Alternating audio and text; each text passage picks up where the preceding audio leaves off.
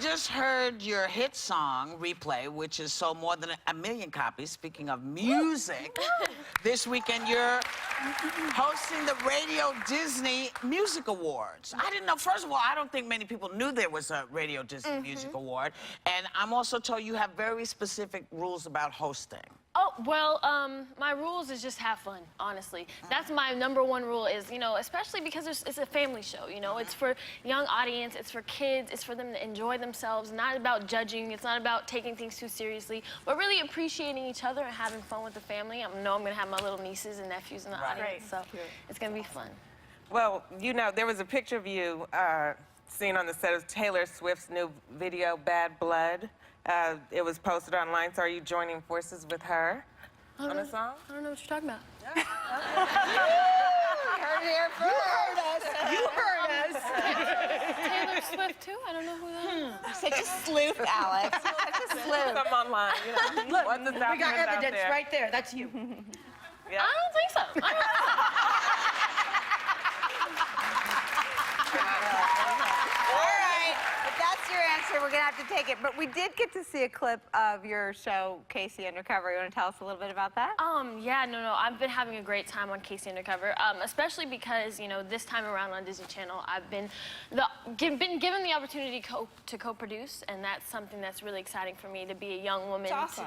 To be able, to have like a voice in my career and a voice in my show, and I had a strong vision about what I wanted and what I wanted to create. Can I ask you, is that why you stayed? Because I know some young stars sort of have their break, have a lot of success, and they move on, but was the opportunity to sort of produce and grow? Absolutely, that was a big step for me. You know, that's something that that's a big thing to say, that you're a co-producer and you're a young woman. You know what I mean? So that was important, and also because I have so many young fans, and so it's like that, seeing them like be able to see a young woman like really like kicking butt and be a positive influence like that. That's really important to me. So I didn't want to leave that behind. You're a role model. You're just 18. You have such a great sense of style. I believe it was just after the Oscars, Vogue said, quote, that you were the breakout style star of the night. So do you choose what you wear, or do you work with a stylist? I have my stylist, Law, who's actually backstage right now, but I've been working with him since I was like 13 years old, and so we've developed style together, created what we that long. I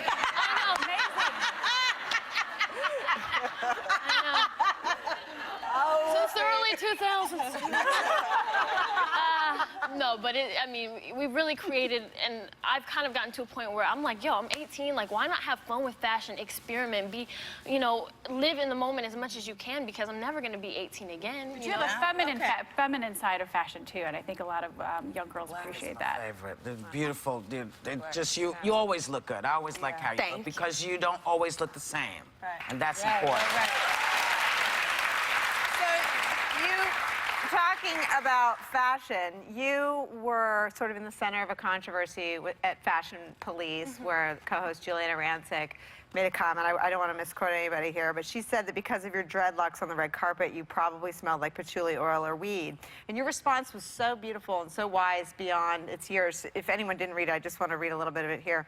You said in response to her, there's already harsh criticism of African-American hair in society without the help of ignorant people who choose to judge others based on the curl of their hair. My wearing my hair in locks on Oscar red carpet was to showcase them in a positive light, to remind people of color that our hair is good enough. You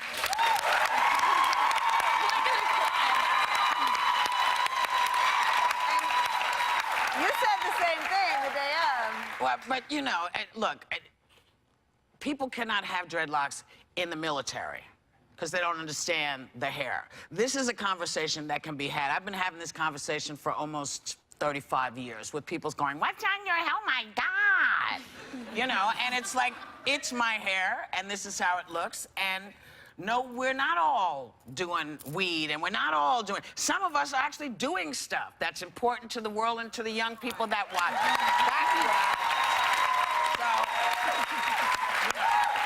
But you said it much better than I did. See, you were here, everybody saying, now don't go off. I went off for you. Okay? I went off for you.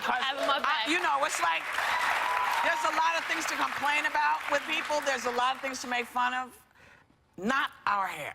That's not okay. Well, you know, she said it right because you started talking about it years ago. So basically, you opened the doors and you could actually this tell was, people you know, what it's this about. was, you know.